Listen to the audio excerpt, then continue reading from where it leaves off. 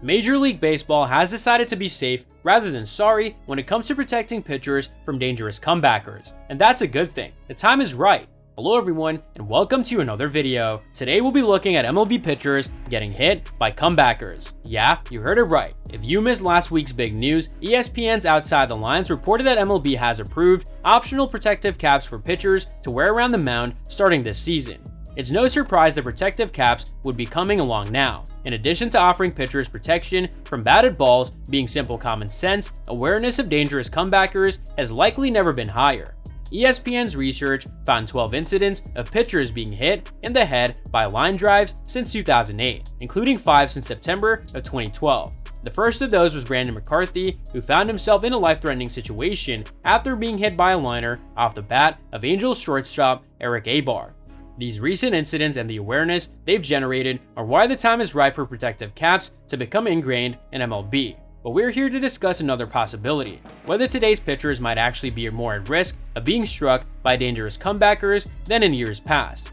Here's a fair warning that it's not obvious that they are, but one thing that's scary enough is that the two sides obviously have different opinions about what constitutes a line drive, but they both agree that there was an uptick in line drives in 2012 and an even bigger uptick in 2013. If they're to be believed, line drives happened more frequently last year than they had since the early 2000s.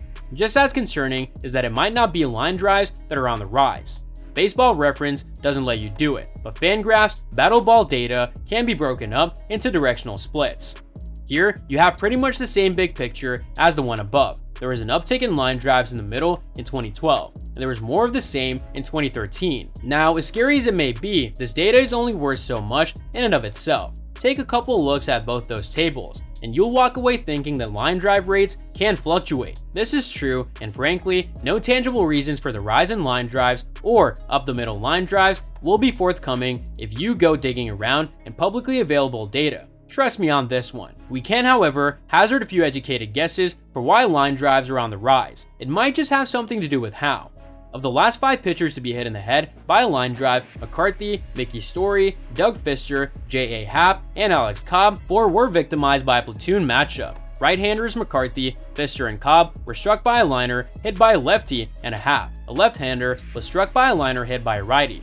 Coincidental? I'd say so, especially given that the 4 players who did the damage were or are everyday players. However, this speaks to the lesser advantage that pitchers have in platoon matchups. They afford hitters a better look at where the ball is coming from, rendering them more able to put a good swing on the ball and in turn make solid contact. That much can be taken for granted, and if we also take it for granted that more platoon matchups will translate into more solid contact, what MLB pitchers should take note of is that more platoon matchups are actually happening. The 2012 season brought the highest percentage of platoon matchups of the new millennium, and the 2013 season one-upped it.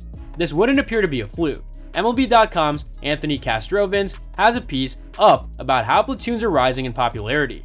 The apparent why is easy to read. The league has settled into a tough run scoring environment. As I'm sure you've noticed, creating more favorable matchups through platoons is a good way for teams to fight it. Whether or not those platoons are a driving force behind the increased number of line drives is something that's hard to prove with numbers. Neither Fangraphs nor Baseball Reference keeps platoon splits for battle balls, nor does either site offer the numbers for one to calculate it on its own. That's the reason we're strictly in educated guesses mode here. But since platoon matchups do afford hitters a better look at the opposition, and because good contact can be born out of these better looks, it will certainly do for a solid educated guess. There might, however, be another simpler explanation at work. Maybe the increase in line drives is a natural offshoot of the decrease in power.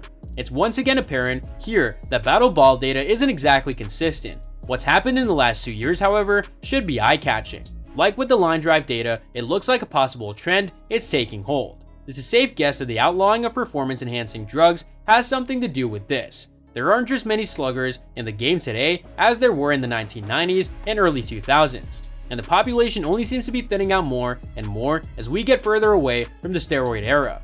Fewer sluggers in general will inevitably mean fewer fly balls, not to mention more at-bats for lower-power guys like Abar, Dave Chappelle, Gregor Blanco, and Desmond Jennings, who were responsible for 4 of the last 5 ill-fated comebackers. Even Eric Hosmer, who hit the line drive that struck Cobb, isn't much for hitting the ball in the air. He has power, but he owns just a modest career FB percentage of 28.0. It's not even a given that the top power hitters in the league are also going to be fly ball machines. Of the top 14 hitters who dropped 30 bombs in 2013, for example, only half finished with an FB percentage of under 40. It might not just be that hitters are different these days though. Another force at work could be the kind of pitches they're being forced to swing at. So that's all from today's video. If you enjoyed it, remember to leave a like, subscribe, and ring that bell icon so you never miss our upcoming videos. And don't forget to share your thoughts in the comment section below. Stay tuned, and we'll catch you in the next video.